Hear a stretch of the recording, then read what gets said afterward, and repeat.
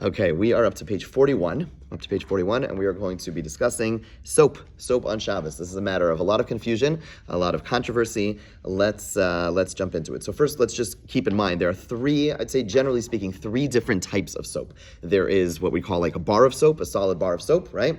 There is a paste or cream-like soap, which is not so common nowadays. The closest thing we have to it is Purell, which we'll come back to and how to define Purell. But there certainly throughout history there were soaps which were not a hard bar, but they were something a little gooier, they were thicker, okay? And then you have something called liquid soap, okay, which is very liquidy. And we'll also define what exactly is liquidy enough to be considered liquid soap. Those are the three different categories of soap. And now just to quickly remind ourselves of three different possible prohibitions that may arise when using soap. So the first is something called molid. Molid means making something new, okay? So there is, good morning. Okay, we're on page 41. So the first prohibition that may rise and may be an issue when it comes to soap is something called molid, which is creating something new. Creating something new is a biblical prohibition. You can't create a new entity. We'll speak about one example of doing that, and we'll see if it's identical to using soap, and we'll see why that might be something identical to soap. The other prohibition that would potentially come up with using soap is detaching hair. If you vigorously use soap in a hairy place, which could cause hair to come out, that would potentially be something else, which would also be a full-fledged biblical prohibition. And 41. And then the third prohibition, which is the one that's the most complicated, is something called mimareach. Okay, mimareach is really the main prohibition is they had hides. Okay, and what they would do with the hide, they wanted to make the hide in the Mishkan. When they would use the hides, they wanted to make the hide smooth. So what they would do is they would rub it. Okay, they would rub it, and in doing so, they would part of the the hair would come off, but also like part of the particles would come off until it gets to a point where you have like some thick rough leather, and you rub it, and eventually it gets smooth. Okay, so because of that, there basically is this prohibition. Anytime you take some substance and you start to spread it out, that's seen as an extension of that prohibition. Okay, so again, we'll talk about applications of this, but the idea is that the tolada of this is if you spread a pliable substance, okay, that would also be considered. So that would also be included in this prohibition of mimareach. Okay, where it gets more. So I'll give you one example, which according to we'll come back to examples. Okay, but that is the biblical prohibition according to many is basically an extension of the tolada is anytime you take any substance, just like the leather which you're smoothing and you're causing it to get smooth, so too you take any harder substance and you start to spread it out and it starts to spread, that's going to be included in that prohibition. Okay, that's the tolada. You can't put peanut butter on bread? So, good question. It's going to be true for substances that are not going to be like eaten substances, but more like doing something on a body would be your typical application of this, right? So, let's say chapstick, or would be according to many, and soap may be according to many, soap, chapstick would be in this category, and I'm jumping ahead of myself a little bit, where you have this hard substance and you're spreading it, right? It gets basically spread out. And so it's like that similar type of motion, right? You're rubbing against this substance, just like you're rubbing against the leather and it's spreading around. That would be, according to many, included in that prohibition. Okay, we'll see if...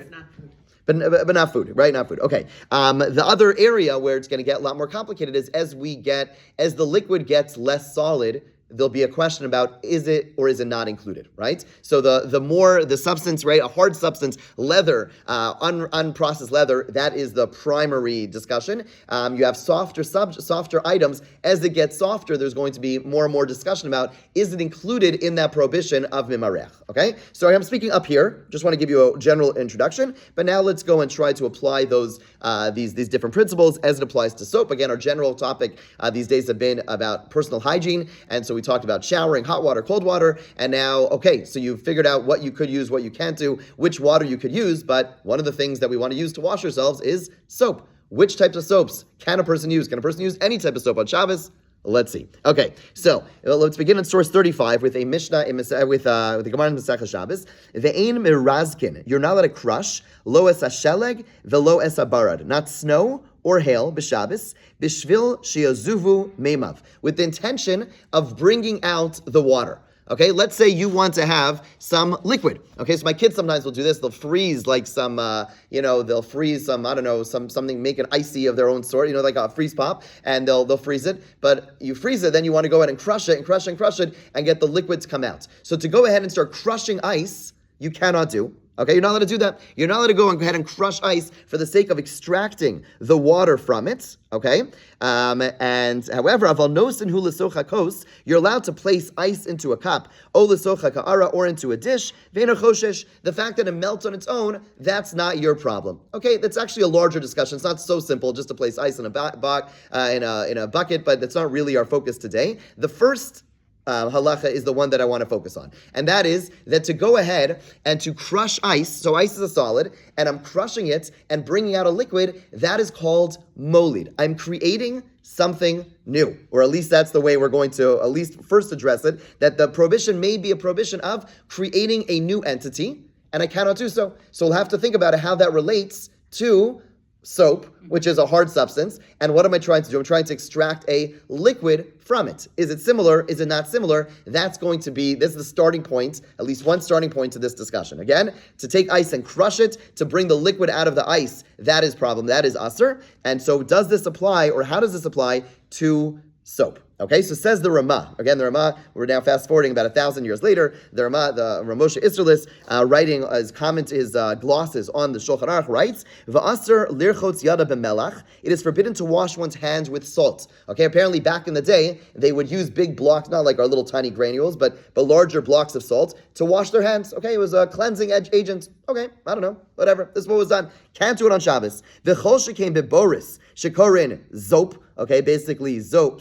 B'lashon Ashkenaz in German. Okay, you can't use soap. O b'shar chelev, or other fats shenimuach al yadav, which dissolve in one's hand. V'havi nolad, and is therefore similar to ice. You are creating a new entity. Okay, so let's remember, soap back in the day was made of animal fats. Okay, so let's hold off on salt because that's really not typically done. But he says you had these bars of soap which were made out of congealed or whatever animal fats. To go ahead and use them on Shabbos, like a bar of soap, that is a form of nolad. You're creating something new. Why? Because it was solid, and then you now have a liquid, film that basically you were able to rub out of the soap. That's no different, the Ramah says, than crushing ice, where you're not allowed to do so to extract the liquid from it. It's an isser of nolad or molid. Yeah?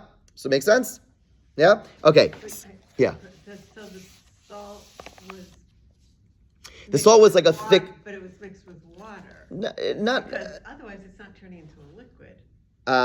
I don't know. It would seem maybe, but maybe if it's a big chunk of salt, would it not like get liquid? Actually, grains of salt. So. Oh, it's again, one of the things that you can use actually if you want to make your hands soft, dry, right? Is to put salt with oil and rub them, and then wash it off, and you remove layers of skin. Okay. So salt is an abrasive, and it does. Interesting. So it could be that it was mixed with something to make this substance. I'm not sure what the reality is. Thank you. Now, good tidbit for my own personal hand washing routine. Thank you, Sarah. What's it called? So, but the bottom line is the soap, which we understand, it's animal fats, it's congealed. That was the classic soap used not that long ago.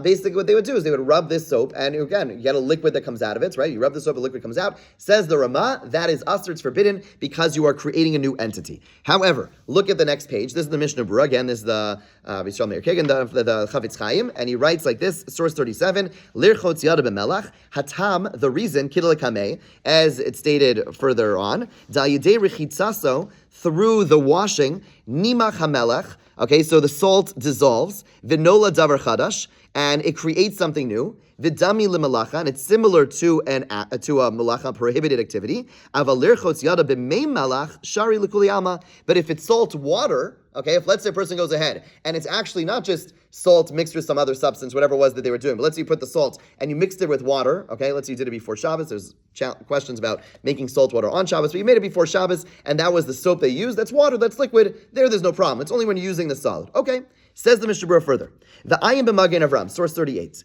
Shekasa b'shem shiltei giborim, sheyesh matir bazeh, there are those who actually allow this. Disfirale, they hold, Demasha Asur Chazal Lerasek Sheleg Ubarad, that are sages. Remember, in the Gemara, it just said you can't do it. It didn't actually say why. I interjected and said the reason you can't crush the ice is because water is a new entity, and it's in this prohibition of creating something new. However, it doesn't actually say that. And therefore, there are those who hold that our sages prohibited crushing snow or hail, who mishum gzeras schitas peiros ha'omdim lemashkin. It's based on a decree of squeezing fruit which are fit for their liquids. Meaning, there is a prohibition on Shabbos to go ahead and make fruit juice, okay? You're not allowed to go ahead and take your oranges and start squeezing them on Shabbos. That is a biblical that's a rabbinic prohibition. There's a biblical prohibition to take grapes and squeeze them and make them into grape juice, okay? You can't do that on Shabbos. Certain fruits, it's biblical, certain fruits are rabbinic, but the bottom line is you can't go ahead and take fruit and squeeze them for the sake of their juices. That is understood by all, okay? That is one of the 39 prohibited activities on Shabbos. So when the Gemara said you cannot go ahead and crush ice because you're bringing out water, the question is why? We assumed, as the Ramah did, that the reason you can't do so is because you're creating a new entity. And we said, anytime you create a new entity, that means if you have a solid and now you break it up and now becomes like a liquid, okay, then that is called making a new entity. And therefore the same would be true for using a bar of soap where I rub it and now it comes out a liquid. But the Mishnah Berurah points out there are those who argue and say the reason for the prohibition is because of this thing that fruit can't be squeezed for the liquid that's in them. And similarly, ice, you're not allowed to break up, which is similar to that action. You're breaking up for the water that's there. Okay, sha'af sha'al shalag va'barad limimeim hem omdim. Snow and hail also, they are, so to speak, not designated, but they are something which are fit to bring out water.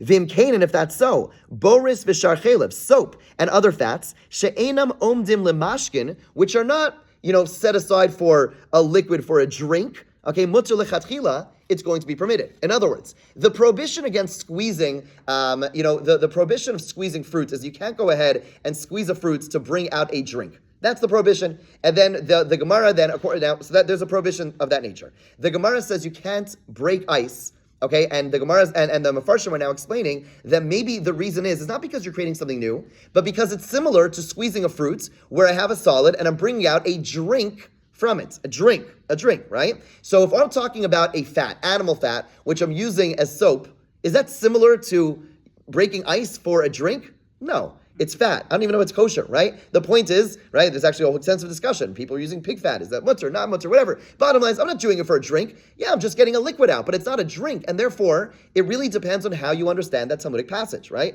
This is the beauty, again, of going through the sources. Let's review one more time. You have one passage in the Gemara which says, you cannot crush ice for the sake of the water that comes out of it. Can't be done. Why? If the reason is because going from a solid to a liquid is considered making something new, well, then a bar of soap, if I take it from a solid to a liquid, I made something new, it's basically the same thing. It should be forbidden. But if the reason is because it's similar to squeezing a fruit to bring out a drink, okay, so an orange to orange juice, ice to water, soap to what? To animal fat, liquid form, that's not a drink. And therefore, there would be no prohibition. It would be completely out of line, nothing at all comparable to the case of ice and water. And therefore, according to this other opinion, it would be totally fine to use a bar of soap on Shabbos. You with me? Yeah? Says the Gemara further. Okay, says Mishnah Berurah further, excuse me. Source 39, the ayim b'sefer tiferet Yisrael shekasav. Okay, nonetheless, there is a book called Sefer Yisrael, a sefer called Sefer Yisrael, which wrote, Dibiborish shalanu shiuraka, when it comes to our soap, which is soft, lekule alma aser mishum machik. Okay, uke'ein ma di'isa le'inyan sha'ava. He says at the end of the day, it's a little bit, so our soap, which is a little bit soft, granted it may not be a prohibition of similar to the prohibition of breaking the ice, okay? However, there is another issue called memachik, which we mentioned earlier, which is like when you have a piece of wax or you have a piece of leather and you rub it, okay, and you're spreading it, okay, that is going to be something which is prohibited based on this prohibition of memachik. Okay, I have other sources which say the same thing. It is a primary malacha, primary prohibited activity. Okay, and it's obvious. He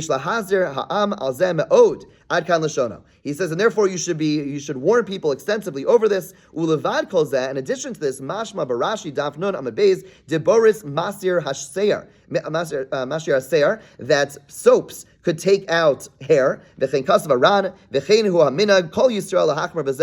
the custom therefore is to be strict about this. Okay, so let's keep in mind what's happening over here. We have one opinion which is saying the issue is that it's molid, you're creating something new. Another opinion saying no, there is no such prohibition of molid when it comes to a hard object becoming a soft object. The only issue would be schita, squeezing a solid to bring out its drink, and that's not relevant over here. And therefore there are those who say using a bar of soap is permitted. Okay, and this is the view of the Rambam, and we'll come back to some practical applications. Nonetheless, the Mishnah Berurah says, even though there are opinions that say it is permitted, nonetheless, there are other issues that may come up. One is mimarech. Is this a form of, just like you can't go ahead and smooth out, a piece of wax? Similarly, you take a soap and you're rubbing it and you're making it, you're rubbing it. That is a form of mimarech. Okay, I'm making something smooth, which is an extension of mimachik, and therefore it's going to be potentially a biblical prohibition. And when you use soap and you use it thoroughly, you might pull out hair, and therefore he concludes using a bar of soap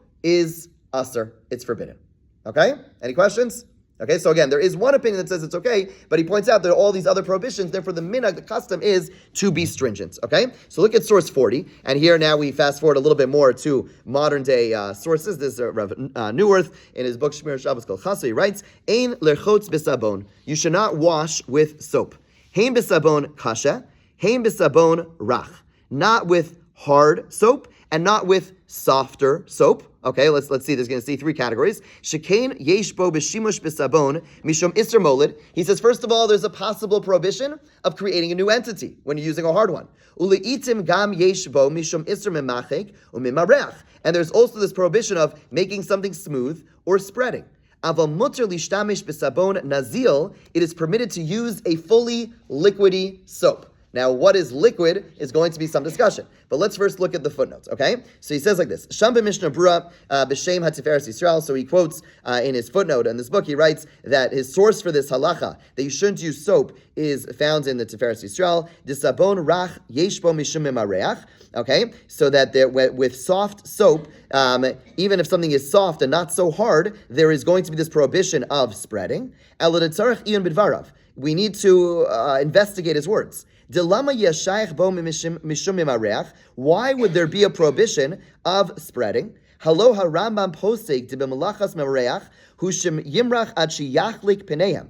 Okay, so the Rambam, in talking about this prohibition, says that what is the source of the prohibition of mimarech? It's the leather that you're trying to make smooth. So the Rambam says that the prohibition of making something smooth is when and even the extension of that prohibition is when you're trying to make the substance smooth. V'zehu dumya d'memachik, which is similar to making the skin, the hide, smooth. Again, the mimarech, the original prohibition. I feel like I'm losing some of you. Okay, the original prohibition is that you have hides in the Mishkan. In the Mishkan, they took animal hides, and you don't want to use a hard, scratchy, basically like a real hide, scratchy. It's whatever. It's not smooth. So what they would do is they'd rub it and rub it and rub it and rub it and make it smooth. Amazing. Okay, that is what they're doing. So now there is an extension. So let's think. What could be similar? So the Rambam says the only time you're going to be in violation of even an extension of this prohibition is when you're trying to make the thing smooth. Okay. So he says, again, when it comes to the hides, okay, so what you're doing is you are rubbing the wool from on the hide until the hide becomes smooth. Similarly, you have when you apply, some substance on a wound, okay, so then you are also trying to rub it in and make the area on your body, you're trying to make that area smooth, maybe, okay? One could argue, is that really what you're doing? You're just trying to put it on? Debate. But let's keep on reading as it comes back to soap. But when it comes to soap, what's the substance we're talking about? We're talking about you have a bar in front of you. Or maybe you have even a cream, okay, in front of you.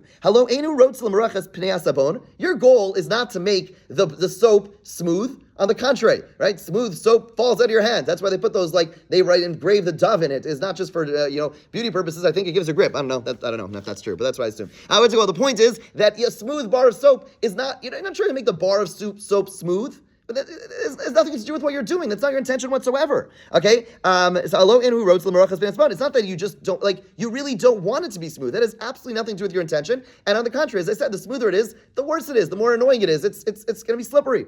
And I found that Rav Avad Yosef, in the response to Yabia Omer, is lenient. Okay? So he says, so first of all, he's talking about a bar of soap. Again, let's review. In a bar of soap, there are two opinions about whether there is an issue of nolad or not an issue of nolad. According to those who say there's no issue of nolad, the other issue they brought up was this issue of making something smooth. He's saying smooth is when your focus is on making the substance smooth. That's not relevant to a bar of soap. And he says, and certainly, let's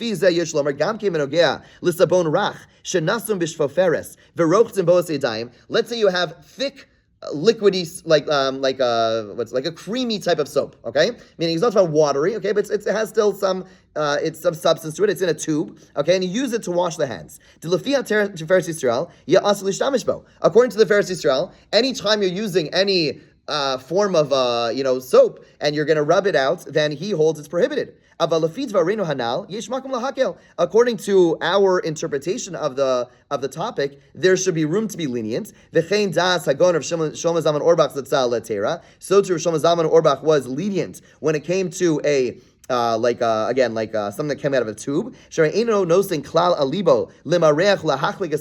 intention is not in any way to go ahead and make the soap smooth. And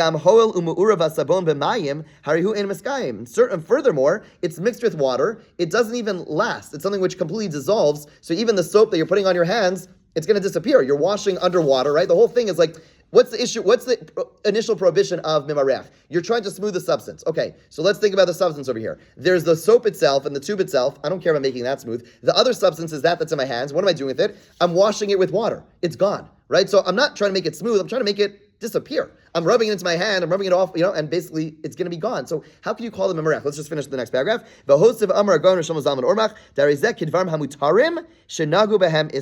Ad kan lashono. He says, although certainly when it comes to like a tube of soap, something which is not hard, and therefore there's no possibility of it being molid, there it's something which really should be permitted, but people treat it stringently. Umishum nolad, and fine, and basically which is another way of saying like he's not going to necessarily let everyone know it's permitted. People are going to act stringently. Okay, not the end of the world. Umishum nolad umolid gamkein leisba. Okay, and when it comes to a soft substance, okay, there is no concept of creating something new. Dekol sham ishchar raka v'nishar raka. The substance was smooth before; it remains smooth after. Ein chash mishum nolad umolid. There's no concern of nolad umolid. So again, let me just review and answer your question. I just want because I know there's a lot of different soaps he's talking about over here. So again, the Ramah spoke about a hard bar of soap. And we saw there's an opinion that says a hard bar of soap, that is something which there's an issue of molid, of creating something new. Okay, not everyone agreed with that. Some said, no, that's not creating something new. Fine. But there is an opinion that says a hard bar of soap, that might be an extension of creating a new entity, right? And therefore, it's prohibited. Okay, but now let's move on to something which is softer than that, like a cream-like substance, okay? Is a cream-like substance creating something new? He says no. The only other issue that you might have is what the Pharisee Yisrael describes as mimarech, is making something smooth. He says, what are you talking about? He says, mimarech is when you're trying to make something smooth. You are not trying to make anything smooth over here. You are trying to grab the soap and put it on your hands and wash it off. There is no point in time they're trying to make anything smooth, and therefore he says, really it should be mutter. He says, people treat it stringently. He's not going to go around and saying it's allowed, okay? And that's why in the Shemir Shabbos Kol Chaso says, it seems like the custom was adopted to be stringent. He says, really, if you ask me personally, I think it's allowed. People are stringent. I'm going to leave the stringency in place. I'm not going to be lenient. Okay, but he says, certainly liquidy soap, there's certainly what to rely upon. Okay, so again, where he's landing, despite the fact that he says it's really, truly permitted to use more of a cream-like soap, okay? Nonetheless, he says, people are strict about this. I'm not going to change that. They're being strict because they're basing it on, again, a valid opinion. He says, in my opinion, it's an overly stringent, but that's what people act. We'll leave it as is. Okay, I know you had a question. Yeah, but my question was in particular, what is the role of intent in halacha? Okay. It seems like a slippery slope. It does seem like a slippery slope. So it's a broad. I'm going to limit your question a little bit more to Shabbos. Shabbos has intention actually plays the most significant role, I should say, when it comes to Shabbos. Other halachos, but Shabbos more than other things, because Shabbos, as the Gemara relates numerous times, based on a pasuk, meleches machsheves asra haTorah, that the Torah describes thoughts of activities which are creative activities which demand thoughts, and that's why we have a whole principle, a whole category thing called davar shelo niskavin. It's not your intention, right? So, for example, yesterday Friday night, I was walking, next to someone's house, and and their light went off, right? They're one of these outdoor lights, right? It was not my intention. davar shlo miskavin, and lo nichale, I don't care. But the point is that even that whole discussion, whereas let's say if it's not my intention, but I go ahead and someone I don't know, throw some pork in my mouth. I don't know, it's a bad example. But the point is it's not really part of the same.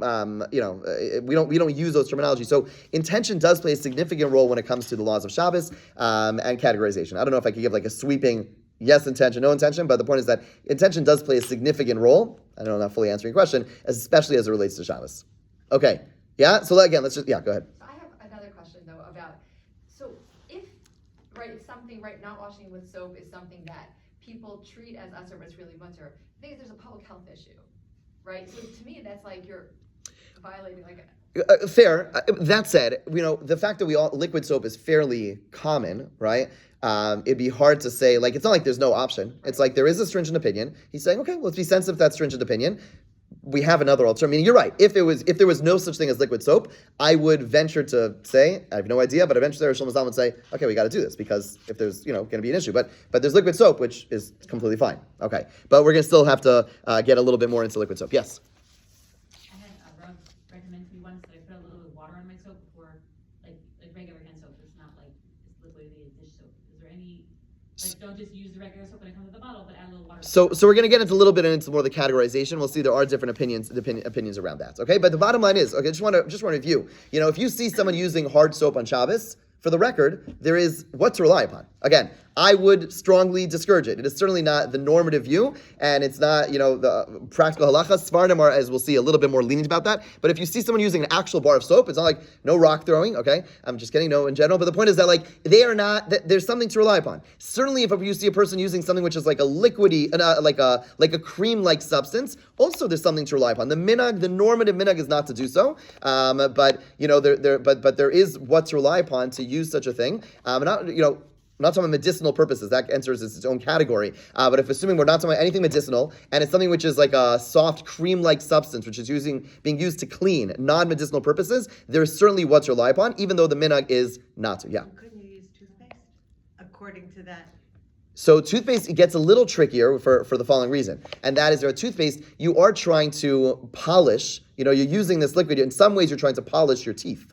Are you not? In other words, there'd be more of a question of over there that, granted, I'm trying to make my teeth, I don't know if I call it smooth, but to some degree, I'm trying to get the plaque off, I'm trying to get the other pieces off, and therefore there may be, so what you could do, by the way, which I do sometimes, is I'll take a little bit of toothpaste on my finger, put it in my mouth, put some water in my mouth, gargle it without actually rubbing it. To rub it on your teeth, that might be more, again, right? First of all, that's only according to there is an opinion that says, even according to the lenient opinion, it might still be problematic because as opposed to the soap, you have no smoothing function at all. With teeth, I'm not sure if it's as simple to say that, but to gargle, to take people understand, there's a misconception that toothpaste itself is like muksa. That's not true. The only issue is rubbing it. But if you're not rubbing it, if you're just gargling it, everyone would agree that's fine. Okay? So if you don't have scope, Listerine, or whatever it is, then you can just go ahead, take some toothpaste, put it in your mouth, gargle, and that's fine. And that's again, and I think we spoke about this in the past. Just parenthetically, went from the topic. You could use the other issue with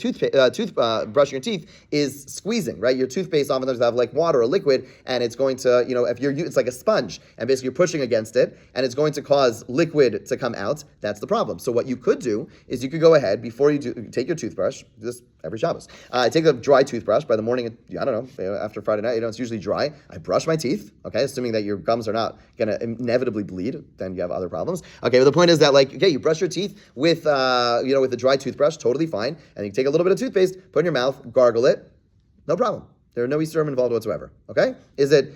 I think most dentists would say that's just fine. That you did enough at that point in terms of your dental hygiene. Yeah, that's okay. That's a little tangent, but again, you wouldn't be in violation. To your point, you wouldn't be in violation of any prohibitions if you do that. Okay, let's talk about liquid soap. Okay, so hachoshesh b'masnav. If a person has pain in their loins, okay, lo yasuch yayin v'chometz, they're not allowed to smear wine and vinegar. Why not? Wine and vinegar. Sorry, we're on page 44, source 41. Did I skip? No, we're good? Yeah. Okay. Choshen Muslim person has pain in their loins. La yasuch yain v'chometz. You're not allowed to smear wine and vinegar because that is medicinal. That is seen as like a classic medicine of the time, and therefore it's not allowed. Again, because you can't go ahead and, as we spoke about, and we'll come back to it at future times as well, if a person is not in extreme pain, you're not supposed to be using any form of medicine. Aval sachu es hashemen. You are allowed to smear oil on them.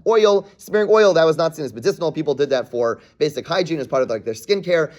It wasn't like seen as medicinal whatsoever. You are allowed to smear oil. So what do you see? Oil, which is very liquidy, right? There is no problem of smearing such a thing. That's certainly not included in mimareach. Okay, so we've seen you have hard soap, you have this like thicker soap, toothpaste, level, and then you have oil over here. Now, obviously, as we know, there are things in between, which we'll get to. But the point is, you see very clearly from this Gemara that using liquid like oil, there should be no problem, and therefore, presumably, if there is a soap that has the same viscosity, it's the same, just as liquidy as oil, it should be fine. However, let's see what Ramosha has to say. Source 42, Ramosha Feinstein. Uvedavar lisrachitz in boris b'Shabbos v'Yom Tov. Okay, so when it comes to using soap on Shabbos and Yom Tov, hine pashut sha'aser mishum memachik, it's prohibited because of smoothing. Okay, so he's talking about thicker soap. Va'af b'boris ulach kemayim. Even when it comes to soap, which is as liquidy as water. Af shaharbe nogim lahatir, even though many are lenient, ein barali kol kach haheter. He says, I'm not so clear about this leniency.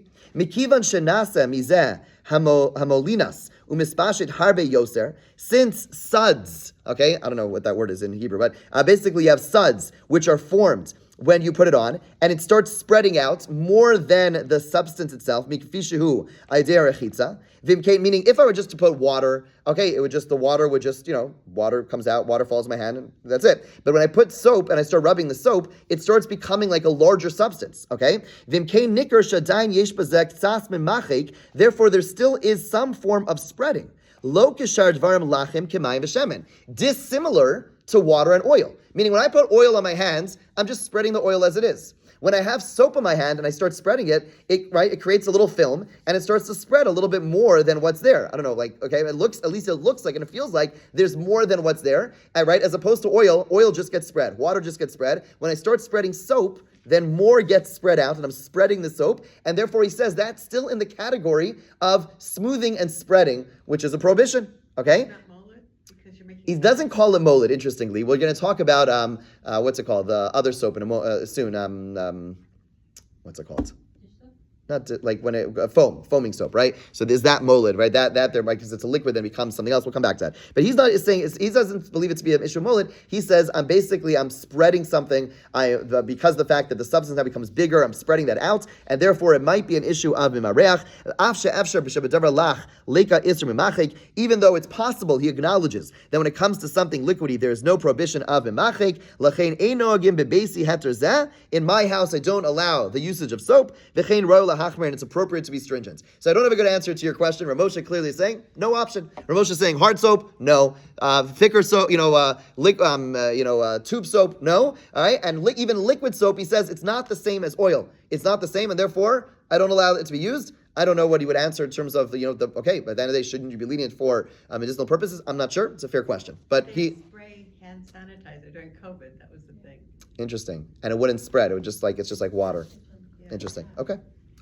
They didn't have that in his time, but as far as I know. But yeah, sorry, go ahead. Doesn't allow for like washing dishes or your hands, nothing. Body, nothing. He says that it might be an issue of maref because when I spread it, when I rub it, it's spreading in some sort, and therefore in some way part of that category. He acknowledges it's there's what to argue on him, but he says this is doesn't just say it's my minhag, not what I do, but he says he encourages other people to adopt that stringency. That said, most disagree. Okay, if you look at source 43, so this is from Rav Yashiv. He writes as follows: When it comes to the prohibition of using soap on Shabbos, there are two reasons given. Echad mishum nolad, one because of creating something new. Sheni, the second one mishum memachik, because of smoothing. Uva Aruch HaShulchan Sham, and the Aruch HaShulchan writes, Yesh mechinim erev Shabbos boris shenitach shekorim molinas. Okay, so there are those who prepare before Shabbos a soap which liquefies, right? Which is called molinas, okay, which is another term for soap. Umutter bazel lenakos yadayim.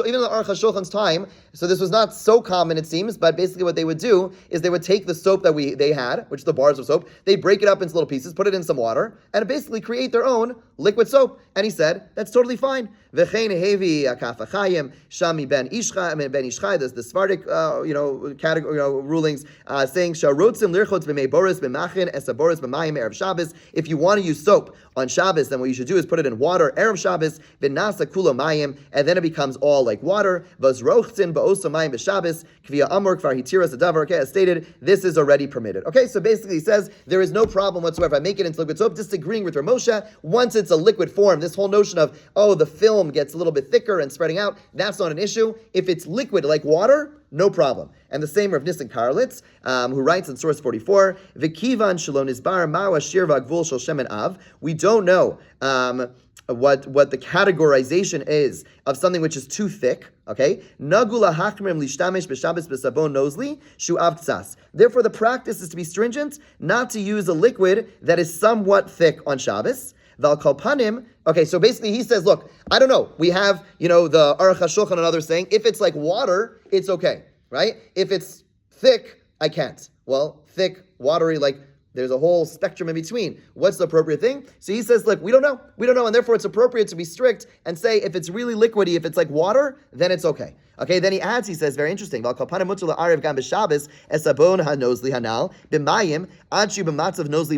maybe this is what your Rav was telling you, that basically you could use even, if a person wants, let's say you don't have really watery liquid soap. There are places you go on Shabbos, you'll see, or the certain shows, the soap in their dispensers are really like water. You can shake it up, it moves like water.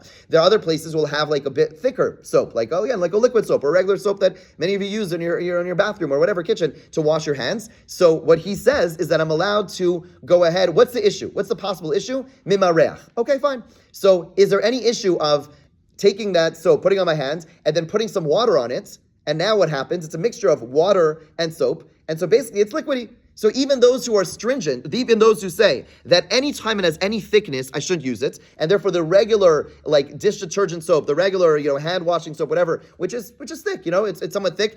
What you could do is put that on your hands and then add water. Okay, I always assumed, but it's a good idea that your rabbi said. In other words, one way of doing it is, okay, before Shabbos, or you put it, or on Shabbos, you go ahead and put it into a bowl or whatever, a cup, and then you can have it mixed together. But as your Rav was telling you, put it on your hands in the thicker form, and then go ahead and add some water, and you're fine. You don't have to sweat it, right? The bottom line is, either you could go ahead and make liquidy soap right before Shabbos, where it's very liquidy, or if it's somewhat thicker, you're at someone's house, they don't do that, whatever it is, no problem. Put the soap on your hands, add the liquid to it, you're good to go. Okay? Now, we'll see there are other opinions, but so we have, let's just review so far. We have everyone agreeing a hard bar of soap, no, I shouldn't say everyone. Most agreeing that a hard bar of soap should not be used on Shabbos. You have the cream-like type of soap, which everyone's agreeing should not be used on Shabbos. Then you have liquidy soap, very liquidy soap, where you have Ramosha saying you can't do it, and you have the others saying you are allowed to do, but so far we've seen basically like water. Okay, Rav Neustadt says like this, source 45, short of using a viscometer, okay, yeah, anyone could estimate the viscosity level of a particular liquid soap by pouring some out onto a level surface. If the liquid spreads immediately, as water would, then its viscosity level is low and it may be used. If, however, it begins to pool and does not spread right out, chances are that its viscosity level is high and one should not use this product on Shabbos. Okay, so it's a little bit hard. Okay, so you go ahead and you start putting it out. Is it pooling? Is it spreading? Fine. There are those, Rav Dalia Schwartz was of the opinion, so Purell is always a big question, right? Because Purell is not liquidy, right? But it's also not a bar of soap. So what is it? So there are those. I know Rav Dalia Schwartz allowed Purell, and others did as well. And their bar, excuse the pun, was as follows: if you take that bottle, okay, and you turn it sideways, and it immediately moves, okay, then it's good. Even though it's moving slowly, but it immediately moves, you're good to go, right? So what that means is, let's say if you take a bottle of hand cream and you move it to the side, it's not going anywhere. It will eventually, because gravity will kick in and eventually, but it's not moving right away, right? If you take a bottle of Purell, your typical Purell, I should have brought a. No. Basically, turn it sideways, check it at home, or, it'll move. And therefore, there are poskim right, who do allow that level of viscosity that it's still considered liquidy enough, and therefore using Purell is allowed, and that's why you will see Purell all over our shul. There used to be more during COVID, but whatever, we have Purell, and that is based on this opinion that using Purell is not a problem at all because it's liquidy enough and it's therefore considered a liquid. Okay, so again, let's just review. We have Ramosh saying no liquids at all. We have some saying yes if it's really watery, but any thickness is not allowed. You have this Rav Neustat's approach. Pouring it, I don't know what would happen to Purell. I think Purell would pool a little bit, I'm not sure. But then you have others who say the litmus test is turning the bottle sideways. If it moves right away, then it's considered liquidy enough and you would be allowed to use it. And therefore those, and that is what I tell people to do. That's the Masorah that I have. And therefore I do use Purell, tell people they could use Purell based on that reason. If you want to take the more stringent view, which only allows liquidy, then what you could do, again, not Ramosha, which I don't think anyone holds of, but those who say the soap has to be really liquidy, what you could do is, again, like we saw earlier, put the soap on your hands, let the water pour on it, and then it becomes very liquidy, and then you can just rub it into your hands. Yes? Is there a certain viscosity number? There is. He mentioned something in the footnote over here. Yeah. Rav David Heber, of course, Rabbi Heber. Gotta be Rabbi Heber, Heber, right? right? It's not hard to measure viscosity. 600. How do you measure it all the time? I thicken liquids for people swallowing, so it's not that complicated. Okay. But Look at the footnote. He says 600 CP. I don't even know what that term stands for. What does CP stand for? I don't use that number. I just do. You just take a syringe and you let liquid. You see how in 5 seconds you measure how long it drips out. Oh, interesting. And then you can Interesting. see how thick it is. But, Interesting. yeah. Okay, so if someone wants to find out, I can check my phone right now. I'll turn off. But I'm curious what if Purell falls on that. I don't know what the Starcase position is on Purell. What's the viscosity level of Purell? Yeah. If you wanna, if we'll okay. I'm gonna ask Siri. Okay. ChatGPT, whatever you're using these days. Okay, I'm going to keep on going. Just don't want to finish the next source, but you'll keep us posted about Purell, what level it has. Okay, so says the Yalki Yosef. This is a Sephardic posting. If you look on source on page 46, so Yesh Omrim. There are those who say that it's forbidden to use soap on Shabbos. V'yesh matirim, and there are those who allow it. V'sovrim she'em bazeh lo mishum emachik v'lo mishum emareach v'lo mishum nolad v'chein das Rambam. So again, the Sfar of Ravadia, right? He's quoting Ravadia over here, and he writes that it is totally. There are those who allow using soap, a bar of soap. It's not an issue of molid because, again, it's not similar to the case of the ice, and it's not memareach because you're not trying to smooth the surface. Okay, and therefore he says there are those who allow a hard bar of soap. Okay, ulechein b'makom tzorech, in a situation of need, and this he gets to your points. Go lerofim olachayos hametapla mechol. Unless you have someone who is a doctor or a nurse or someone dealing with someone sick, any situation where there are germs that there is a serious concern. Utricham nirchot yedayim la'achar gemara tipul becholat mutter. You certainly want to wash your hands after dealing with someone who's ill, and the only thing you have around is a bar of soap. No problem, because again, the normative view is not to use a bar of soap, but there is what to rely upon, 100%. In a situation where you could be stringent, we should be stringent like those who argue, but don't protest, right? As I said earlier, if someone does this, okay, there's what to rely upon. Okay, Ashkenazim are very strict about this.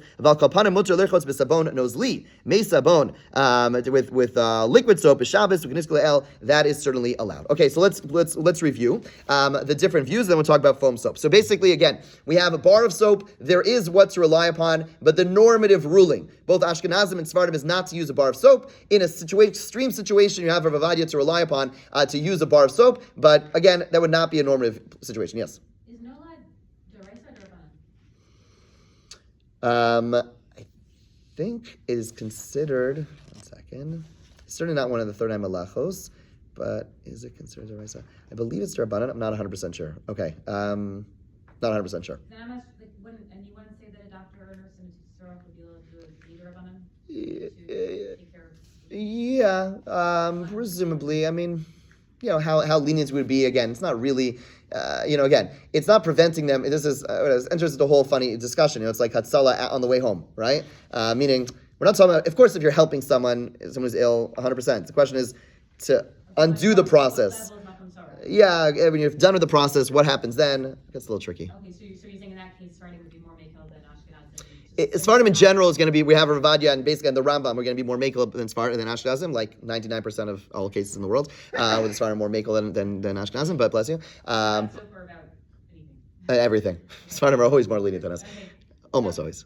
No, so I'm just saying, because if you're makom tzorech, I think even Ashkenazim would be makel. Yeah. So again, people poskim are rely on this this Rav Avadia even in a makam tzarech. Okay, so again, bar of soap. Most say not to. As far as Rav Avadia says there is what to rely upon. Don't protest against someone who does. In a situation of great need, there is what to rely upon. Done. Okay, go ahead. Sorry. No, so, since you're talking doctors, nurses, medicine, I would have thought that was a leniency, so how come you can't do the wine and vinegar as a medicinal thing? No, so we're talking about a doctor or nurse, which is permitted to be No, but healing. in general, I thought that So- medicine. So like this, there's a category There's a need. when there's a need. So meaning I have a small headache on Shabbos. Okay, for me to take an Advil would not be allowed for a small headache, right? If you call a doctor to go ahead and heal someone, that's not part of this. Meaning a doctor to go, a tzala gets called to go and heal someone, or a doctor, you go to a doctor's house to go heal someone, then presumably if they're dealing with, presumably we're dealing with cases where there is a need. We're not dealing with a minor headache. We're dealing with cases of an actual need that they, someone broke an arm, whatever it is. Splitting headache? Splitting headache, you can take a Tylenol, yeah. But the point is, right, so the doctors and nurses, we're talking about presumably in a case where it's a permitted case where the doctors are involved, okay? Fine. So bar of soap, most situations, no, there is what to rely upon. Don't protest. In a situation of extreme need, it's permitted. Thicker soap, most poskim say not to. Liquid soap, very, very liquidy soap. Ramosha says not to, but most poskim say is totally fine if it's watery soap, and that's what you'll see. The most normative, like even the most stringent places, like on Shabbos, like doesn't matter. You will see people have liquid, and many shows will have like a special, thing of very, very liquidy soap. Many shows will have that based on the view of most poskim who say that's totally fine. And then you have this middle room between what is called liquidy. Some say no, it has to literally be like water, and others say no, as long as it moves, again, or so you have 600 CP is your star case view, or you have as long as it's going to be able to move, which it would include Purell, and would also include other thicker soaps as long as they're moving. So again, the soap over here in our shul is not watery, but we rely on Gedalia Dov Schwartz, who basically says as long as it's a liquidy soap that if you take that canister and you move it sideways, it's going to move because it's liquidy enough, and that is the view. If you want to, go back to that. If you want to go back to the most stringent view in a place like this, and you have some of that regular soap, you put some water on it, and at that point already, as opposed to rubbing it in while it's just the soap, you could just put it on your hands, put the water in it, and let it mix together, and then you can rub it. And l'kuli yam, according to everyone, that would be okay. Yes. You mentioned briefly about the foam soap. Yeah. Oh, I'm going to talk about the foam soap now. Better on Shabbos. I thought. So there's two issues, right? So when it comes to liquidy, right, you have to put all the issues into play. So when it comes to liquid factor, I believe foam soap is extremely liquidy. I believe, right? It's basically it's like you could shake it. I don't know, like you shake it. It's like water. Yeah, it's foam. But it comes out as foam. So the question is, there are those who say that, so from a liquidy perspective, great, you're good. But there's some who say, no, we're back to NOLA now, because you're creating a new entity. Because before it was liquid, and now it's something new. So there are those who say, therefore, foam soap, from the perspective of mimareach, it's better. But from the perspective of nolad, from creating something new, some would say it's prohibited. That said, there are others, Rav Schechter and others, and many other poskim say, no, it's not a new entity, it's just taking a slightly new form, and therefore you didn't create a new entity, and therefore it's totally fine. But there are those, again, so just depending on which perspective you look, some say that the foam soap, again, from a liquid perspective, a mareach perspective, certainly not problematic, but from a nolad perspective, problematic, and again, others say that no, it's not creating something new, and therefore you'll see in some shows also, on Shabbos specifically, they'll have like a Shabbos dispenser, and they'll use foam soap for this reason, because they'll say, look, the liquid form it's the right liquid level, and it's not mimareach, but therefore it's not mimareach, and it's not nolad because it's not really a new entity. Okay? I think we have our soap discussion down pat, I think. Yeah? Bottom line is, super liquidy soap, virtually everyone says it's okay. It gets a little thicker. You have certainly what to rely upon to go ahead and use that soap. That would be the short, quick, one-sentence summary. Okay? Have a great day.